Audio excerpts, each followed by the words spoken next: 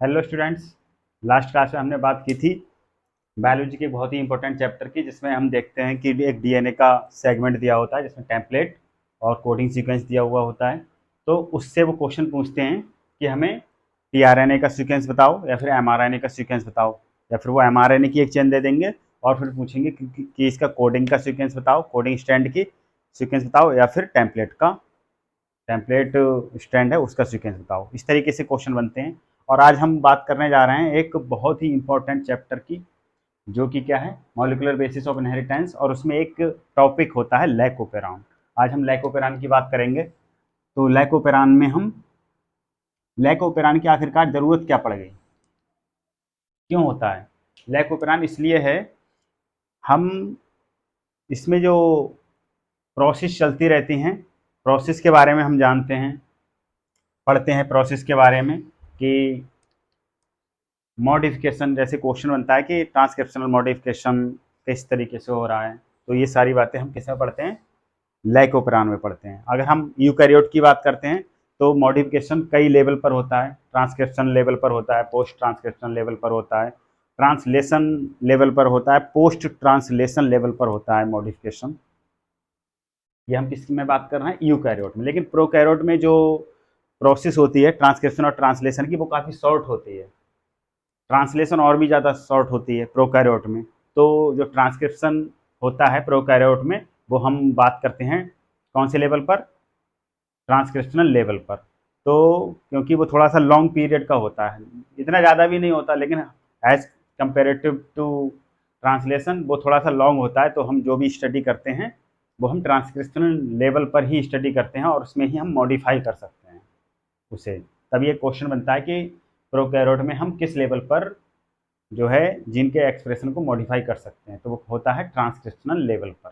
Prokaryote में ये question बनता है। तो आज हम लाइकोपेरान में बात करेंगे। क्या है आज का टॉपिक, लाइकोपेरान। बहुत ही इंपॉर्टेंट टॉपिक है।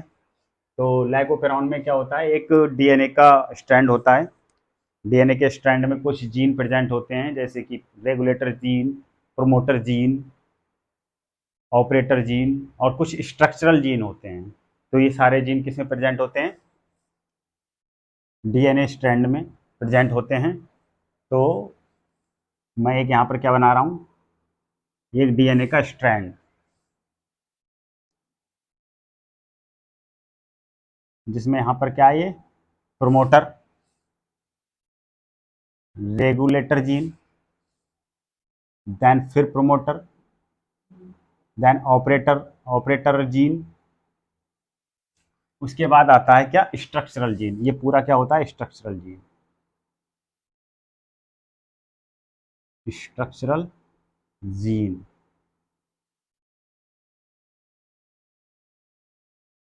कौन से होते हैं, जेड वाई ए। ये क्या होता है, जेड वाई ए, ये स्ट्रक्चरल जीन होते हैं। देखो यहाँ पर एक होता है प्रोमोटर जीन और एक होता है रेगुलेटर जीन। तो प्रोमोटर जीन का क्या काम है, यहाँ पर प्रोमोटर जीन का काम है कि प्रोमोटर जो होता है आरएनए पॉलीमरेज, वो यहाँ पर आके बाइंड करे। प्रोमोटर जीन दो जगह आ सकता है, यहाँ पर भी आ सकता है, यहाँ पर भी आ सकता है। तो प्रोमोटर जीन के लिए सबसे पहले बाइंडिंग साइट तो होनी चाहिए।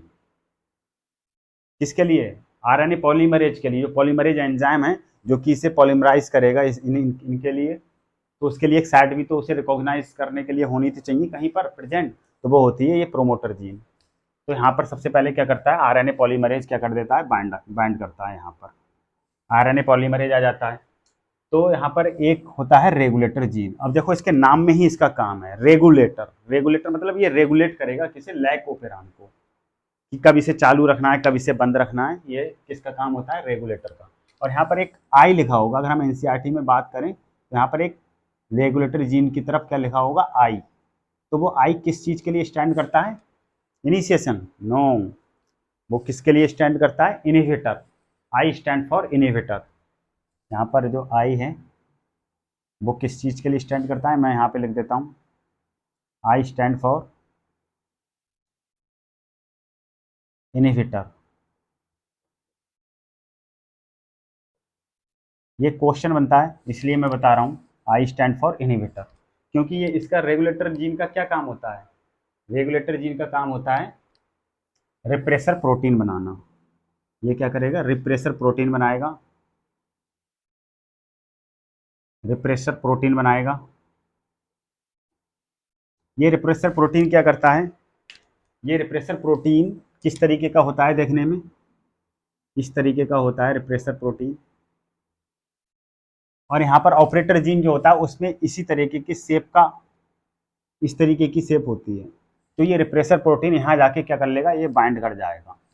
अब ये यहाँ पर आके क्या कर गया, बाइंड कर गया, रिप्रेसर प्रोटीन यहाँ आके बाइंड कर गया। तो जो हमारा आरएनए पॉलीमरेज एंजाइम था जो यहाँ पर बाइंड किया था प्रोमोटर जीन पर, कहीं पर भी कर सकता है, यहाँ पर भी कर सकता है, यहाँ पर भी कर सकता है। तो जो आरएनए पॉलीमरेज बाइंड किया था वो उसे आगे भी बढ़ना है अपनी सारी प्रोसेस करने के लिए, ट्रांसक्रिप्शन करने के लिए उसे आगे भी तो बढ़ना है ना, ट्रांसक्रिप्शन इसका करना है। तो यहाँ पर क्या होता है, वो आगे बढ़ता है, लेकिन इधर देखता है कि रिप्रेसर प्रोटीन ने इतनी जगह घेर ली इसकी, ऑपरेटर जीन की तरफ जाके क्या कर दिया, रास्ता ब्लॉक कर दिया। तो आरएनए पॉलीमरेज आगे ही नहीं बढ़ पा रहा है, तो ट्रांसक्रिप्शन होगा ही नहीं। तो मोस्टली टाइम क्या होता है, लैकोपेरान ऑफ ही रहता है, मोस्टली टाइम लैकोपेरान ऑफ ही रहता है। लेकिन लैकोपेरान कब आता है, रोल कब आता है लैकोपेरान का, और लैकोपेरान होता क्या है, लैकोपेरान होता है कैटाबोलिक। ये कैसा है, लैकोपेरान कैटाबोलिक है, कैटाबोलिक इन नेचर है ये वाला लैकोपेरान जिसकी मैं बात कर रहा हूँ। और ये क्या होता है, इंड्यूसिबल। इंड्यूसिबल का क्या मतलब है, मतलब इसकी जो प्रॉपर्टीज हैं वो इंड्यूसिबल टाइप हैं। ये कब कब एक्शन में कब आएगा, जब एक इंड्यूसर प्रेजेंट होगा। और इंड्यूसर हम इसमें क्या लेते हैं, इंड्यूसर हम इसमें लेते हैं लैक्टोज। इंड्यूसर दो हो सकते हैं, एक लैक्टोज हो सकता है और एक एलोलैक्टोज हो सकता है। जो रियल इंड्यूसर होता है वो होता है एलोलैक्टोज। अगर ऑप्शन में हमें दोनों मिल जाएं और ऑप्शन बोथ है तो हमें बोथ ऑप्शन की तरफ जाना होगा।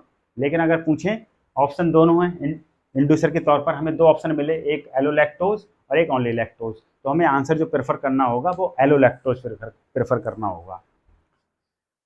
तो अब हमें इसे क्या करना है, चालू करना है, लैकोपेरान को क्या करना है, चालू। तो लैकोपेरान को चालू करने के लिए हमें इंड्यूसर लाना पड़ेगा। इंड्यूसर कौन आता है, लैक्टोज। इंड्यूसर क्या आ गया, लैक्टोज। अब यहाँ पर ये इंड्यूसर लैक्टोज आ गया, तो हमें एक चीज़ और समझनी चाहिए, जो ये जो बैक्टीरिया के अंदर की बात कर रहा हूँ, ये जो लैकोपेरान चल रहा है ये प्रोकैरियोट के अंदर चल रहा है। तो बैक्टीरिया, ये वाला जो बैक्टीरिया होता है ये दो चीज़ें यूटिलाइज करता है, या तो ग्लूकोज या फिर लैक्टोज। लेकिन इसकी फर्स्ट चॉइस क्या रहती है, फर्स्ट चॉइस ऑफ यूटिलाइजेशन क्या है, ग्लूकोज। मान लो मैंने मीडियम क्या रखा, ग्लूकोज और लैक्टोज दोनों दे दिया मैंने, किसके लिए, बैक्टीरिया के लिए। तो वो सबसे पहले क्या क्या करेगा, ग्लूकोज का यूटिलाइजेशन करेगा। और जब तक ग्लूकोज यूटिलाइज होती रहेगी तब तक लैकोपेरान क्या रहेगा, ऑफ रहेगा, क्योंकि उसके लिए जरूरत ही नहीं है लैकोपेरान चालू करने की, क्योंकि वो यहाँ से एनर्जी लेता रहेगा। क्यों जरूरत है, ये वो क्यों कर रहा है, क्योंकि बाद में इनसे एंजाइम बनते हैं कुछ, इससे कुछ एंजाइम बनेगा, इससे कुछ एंजाइम बनेगा, इससे कुछ एंजाइम बनेगा। तो वो एंजाइम का यूज करके बाद में एनर्जी बना लेता है, मतलब उसके रिस्पेक्ट में जो भी सबस्ट्रेट होगा उसका यूटिलाइजेशन करके एनर्जी ले लेता है। लेकिन जब उसके पास पहले से ही ग्लूकोज प्रेजेंट होगा बैक्टीरिया के पास, तो उसे ट्रांसक्रिप्शन, ये मतलब लैक्टोज, ये क्या लिखा है, लैकोपेरान चालू करने की कोई जरूरत ही नहीं है, क्योंकि उसके पास ग्लूकोज पहले से प्रेजेंट है। और सेकंड चॉइस क्या होती है, सेकंड चॉइस रहेगी लैक्टोज। सेकंड चॉइस किसकी रहेगी, लैक्टोज की रहेगी। सेकंड चॉइस ऑफ यूटिलाइजेशन क्या रहेगी, ये यूटिलाइजेशन की सेकंड चॉइस है लैक्टोज। अगर हम बैक्टीरिया को ऐसे मीडियम में रख देते हैं जिसके पास, उस मीडियम में मतलब ग्लूकोज भी है लैक्टोज भी है, तो वो लैक्टोज को सबसे पहले यूटिलाइज करेगा। और कब तक यूटिलाइज करेगा, जब तक मीडियम में ग्लूकोज है। और जब तक मीडियम में ग्लूकोज रहेगी तब तक लैकोपेरान ऑफ रहेगी। Are you getting my point. लेकिन जब ग्लूकोज क्या हो जाएगी, कंज्यूम हो जाएगी, उसके बाद क्या करेगा, वो लैक्टोज का यूटिलाइजेशन करेगा।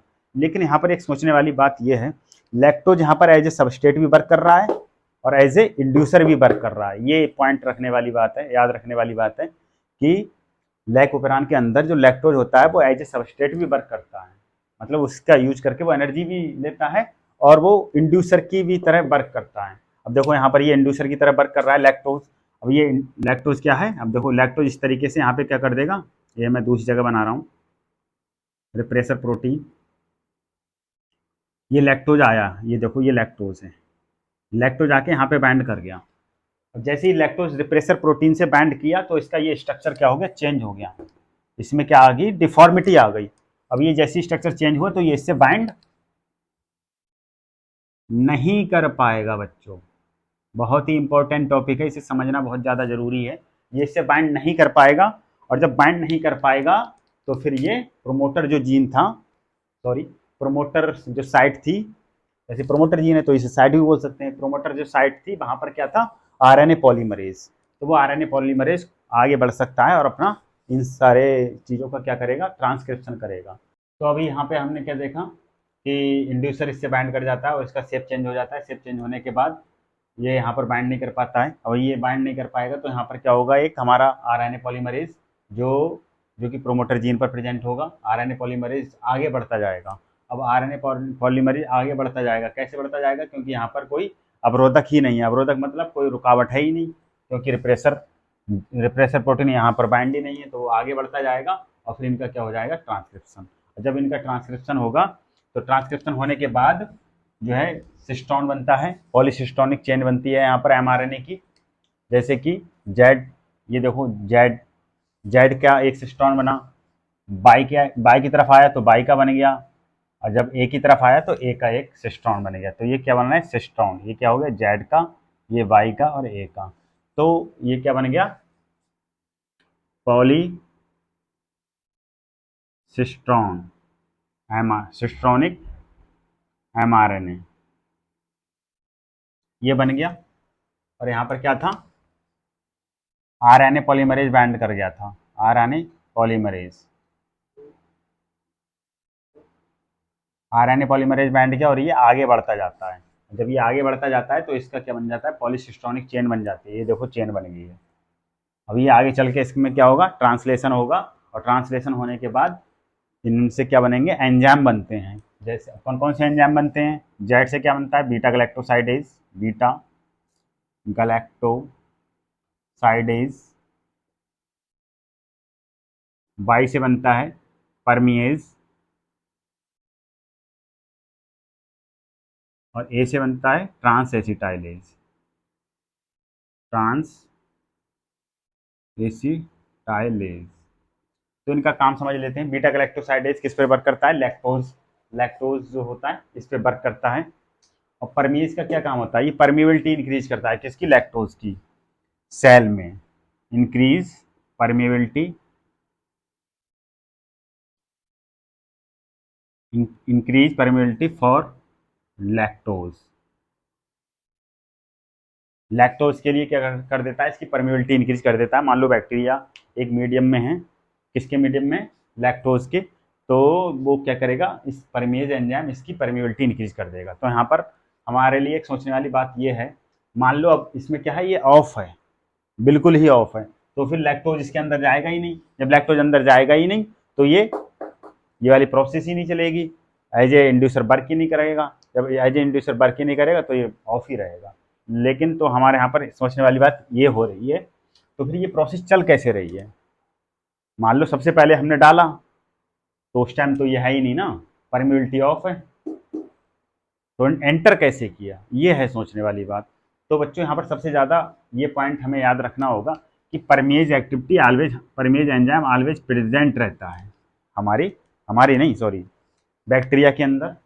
बैक्टीरिया के अंदर लैकोपेरान स्मॉल अमाउंट में चलती ही रहती है। जब स्मॉल अमाउंट में चलती रहती है तो ये परमेज एंजाइम बनता जाएगा, थोड़े अमाउंट में रहता ही है।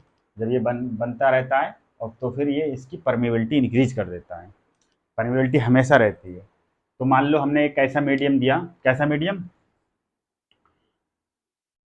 एक ऐसा मीडियम दिया बैक्टीरिया के लिए, एक बैक्टीरिया, दो बैक्टीरिया हैं, हमने इसमें ऐसा मीडियम दिया जिसमें क्या है, ग्लूकोज भी है और लैक्टोज भी है। इसमें क्या है, ग्लूकोज भी है और लैक्टोज भी है। लेकिन ग्लूकोज सिर्फ इतना है कि ये सिर्फ 2 मिनट तक यूज कर सकता है। बैक्टीरिया क्या है, सिर्फ 2 मिनट तक ही ग्लूकोज यूज कर सकता है। इस मीडियम में बस इतना ही ग्लूकोज है, उसके बाद लैक्टोज यूज करेगा। तो यहाँ पर क्वेश्चन ये पूछा जाता है कि इनिशियल जो 2 मिनट हैं, इनिशियल 2 मिनट तक लैकोपेरान ऑन रहेगा या ऑफ रहेगा। अब आप हमें जरा सोच के बताइए कि इनिशियल 2 मिनट तक लैकोपेरान ऑन रहेगा या ऑफ रहेगा। कॉन्सेप्ट अभी बता चुका हूं मैं, ये है। देखो फर्स्ट चॉइस क्या है, फर्स्ट चॉइस ऑफ यूटिलाइजेशन क्या है, ग्लूकोज।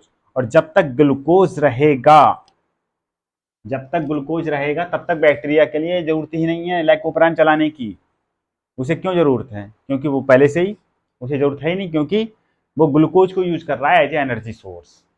लेकिन जब ग्लूकोज खत्म हो जाता है तो बैक्टीरिया को लैकोपेरान चलाना पड़ता है, क्योंकि उसे एनर्जी चाहिए। तो एनर्जी लेता है लैक्टोज से। अब वो एनर्जी जब लैक्टोज से लेता है तो लैक्टोज जो है वर्क करता है किसके जैसे, एज ए सबस्ट्रेट के भी जैसे वर्क कर सकता है लैक्टोज, और एज ए इंड्यूसर भी वर्क करता है। तो यहाँ पर एक समझने वाली बात यही है कि लैक्टोज यहाँ पर 2 तरीके से वर्क करता है, एज ए सबस्ट्रेट मतलब एनर्जी सबस्ट्रेट, और as a inducer. As a inducer इसलिए वर्क किया, यहाँ एज ए इंड्यूसर इसलिए वर्क कर रहा है क्योंकि यहाँ पर ये बाइंड कर जाता है और इसके शेप को चेंज कर देता है। जब इसने इसके शेप को चेंज किया तो ये यहाँ पर बाइंड नहीं कर पाएगा। ये होता है ऑपरेटर जीन, इसके साथ बाइंड नहीं कर पाता है। जब बाइंड नहीं कर पाता है तो यहाँ पर आरएनए पॉलीमरेज आगे बढ़ता जाता है, इसे कोई भी अवरोध यहाँ पर नहीं मिलता है, रास्ता ब्लॉक नहीं रहता है। तो ये आगे बढ़ता जाएगा, इनका ट्रांसक्रिप्शन करेगा। ट्रांसक्रिप्शन करने के बाद ये पॉलीसिस्टोनिक चेन बनती है एमआरएनए की। इससे क्या होता है, आगे ट्रांसलेशन होगा, इससे क्या बनेंगे, ये एंजाइम बनते हैं।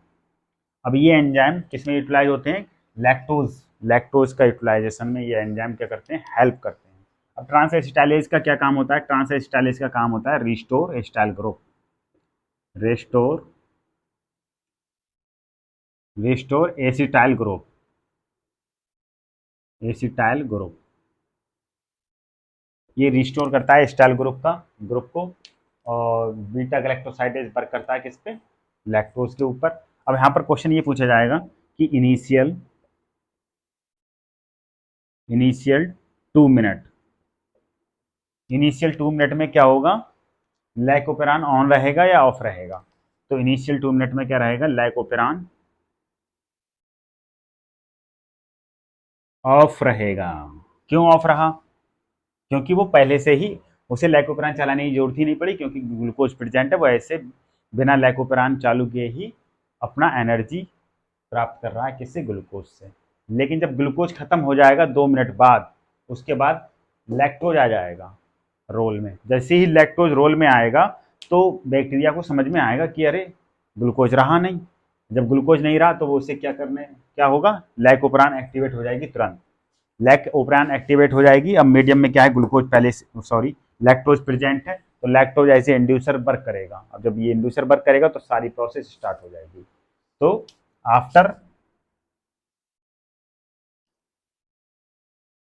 आफ्टर 2 मिनट लैकोपेरान क्या हो जाएगी, ऑन हो जाएगी। क्या हो जाएगी, ऑन। ये बहुत ही ज़्यादा इंपॉर्टेंट क्वेश्चन बनता है, और यहाँ पर सबसे ज़्यादा समझने वाली बात यही है कि फर्स्ट चॉइस बैक्टीरिया की क्या रहती है, ग्लूकोज का यूटिलाइजेशन करना। सेकंड चॉइस रहती है लैक्टोज। लेकिन अगर हमने मीडियम ही लैक्टोज का दिया तो उसके पास सिर्फ लैक्टोज की ही चॉइस है, और जब हम लैक्टोज देंगे तो हमेशा लैकोपेरान ऑन ही रहेगा। और यहाँ पर एक बात और मैं आपको बताना चाह रहा हूँ कि रिप्रेशर प्रोटीन जो होता है, रिप्रेशर प्रोटीन हमेशा बनता रहता है, हमेशा ही किसमें बनता रहता है, लैकोपेरान के अंदर। अगर लैकोपेरान चाहे चले या ना चले, लेकिन रिप्रेशर प्रोटीन हमेशा बनता रहता है। 2 चीज़ें हमेशा बनती रहती हैं, एक लैकोपेरान और एक परमेज। परमेज क्यों बन रहा है, क्योंकि थोड़े अमाउंट में लैकोपेरान हमेशा ही चल रही है। तो ये 2 चीज़ें हमें, ये 2 स्टेटमेंट याद ही करके रखने हैं कि लैकोपेरान स्मॉल अमाउंट में हमेशा चलती रहती है, हमेशा ऑन रहती है, क्योंकि उसे परमिबिलिटी मेंटेन करके रखनी पड़ती है किसकी, लैक्टोज की। अगर ये परमिबिलिटी नहीं होती तो इनिशियल शुरू में क्या होगा, जैसे परमिबिलिटी है ही नहीं, मतलब परमेज एंजाइम है ही नहीं। ठीक है, जब परमेज एंजाइम नहीं है तो परमिबिलिटी भी नहीं होगी लैक्टोज की। जब लैक्टोज की परमिबिलिटी नहीं होगी तो ये एज ए इंड्यूसर भी वर्क नहीं कर पाएगा। जब ये एज ए इंड्यूसर ही वर्क ही नहीं कर पाएगा एज ए इंड्यूसर, तो लैकोपेरान ऑन भी नहीं होगी। इसलिए ये हमेशा थोड़ा थोड़ा बनता रहता है, किसके थ्रू? लैकोपेरान के थ्रू। तो इससे हमें यही पता चलता है कि लैकोपेरान स्मॉल अमाउंट में हमेशा चलती रहती है और रिप्रेसर प्रोटीन भी हमेशा बनता रहता है। तो ये हमने आज बात की लैकोपेरान की। और यहाँ पर ये सारी चीज़ें इंपॉर्टेंट है। जैसे आई किसके लिए रिप्रेजेंट करता है? इनहिबिटर रिप्रेजेंट करता है, ना कि इनिशिएशन। और ये कैटाबोलिक है। कैटाबोलिक क्यों बोला? क्योंकि यहाँ पर कैटाबोलिज्म होती है किसकी? लैक्टोज की। और इंड्यूसिबल इसीलिए बोला क्योंकि लैक्टोज वर्क करता है एज ए इंड्यूसर, मतलब इंड्यूस करता है कि चल चालू हो अब तू, इसलिए। और ये क्या है? ये फर्स्ट चॉइस और सेकंड चॉइस मैंने आपको बता दी। अब यहाँ पर थोड़े रेगुलेशन की बात आती है कि नेगेटिव रेगुलेशन क्या होता है, पॉजिटिव रेगुलेशन क्या होता है। तो हम नेगेटिव रेगुलेशन और पॉजिटिव रेगुलेशन दोनों की ही बात करेंगे कि नेगेटिव रेगुलेशन हम किसे बोलते हैं और पॉजिटिव रेगुलेशन किसे बोलते हैं। तो मैं यहाँ पर पहले बात करता हूँ नेगेटिव रेगुलेशन की। नेगेटिव रेगुलेशन ये भी समझना ज़्यादा ज़रूरी होता है कि नेगेटिव रेगुलेशन होता क्या है। नेगेटिव रेगुलेशन का मतलब है लैकोपेरान क्या हो? स्विच ऑफ हो। लैकोपेरान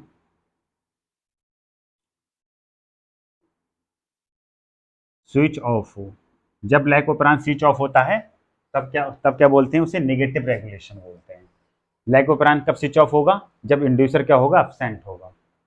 तो लैकोपेरान में क्या होगा? इंड्यूसर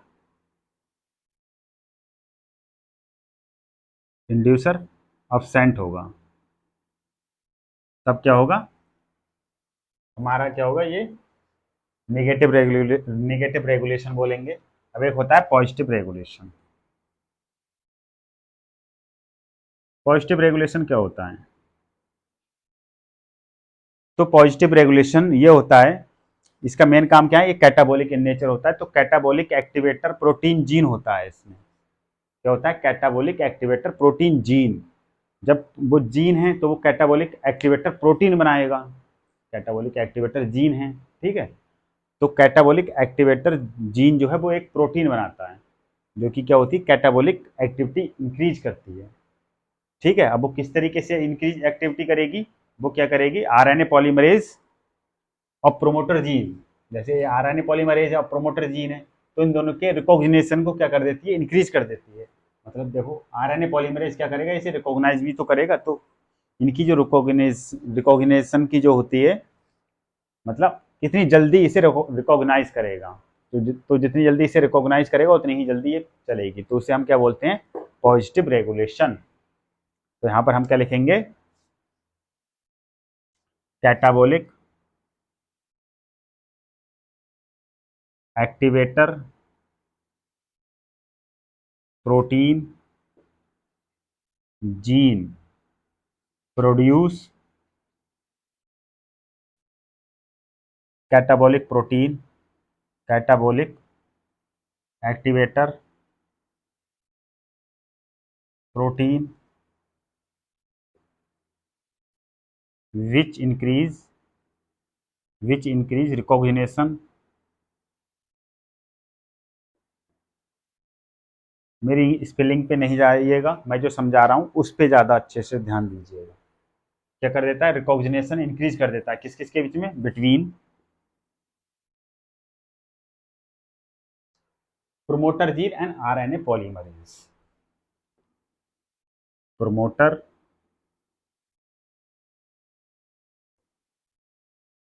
प्रोमोटर लिख दो सिर्फ, प्रोमोटर एंड आरएनए पॉलीमरेज।